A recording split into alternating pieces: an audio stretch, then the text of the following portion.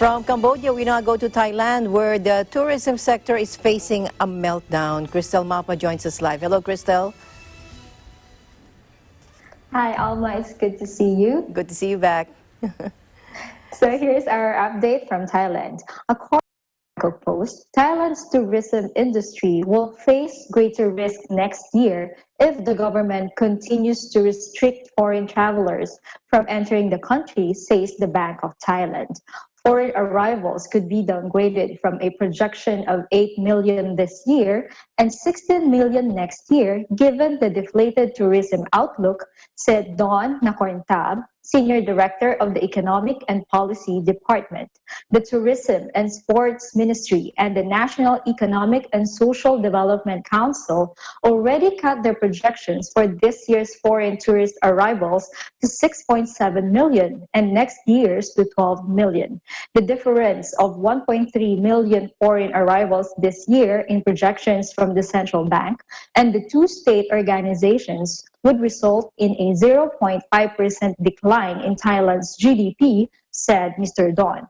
The loss cannot be computed directly into full-year GDP calculations because there are other economic factors to be considered, he said. Thailand received no foreign tourist arrivals for the fourth consecutive month in July as international travel restrictions remain in place to safeguard against a second outbreak.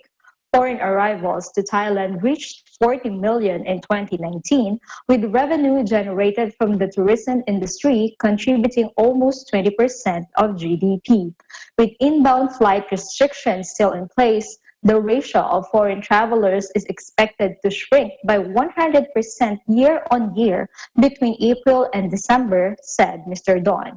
He said the government should consider looking into proper measures to allow foreign travelers to return to steer tourism and economic growth momentum. The central bank also factored in the possibility of a second wave outbreak as other Asian countries have suffered this predicament. New infections around 20 to 30 cases per day are acceptable, he said. The economy continued to improve in July, driven by public spending and the relaxation of lockdown measures both in Thailand and abroad. Meanwhile, here's a weather update.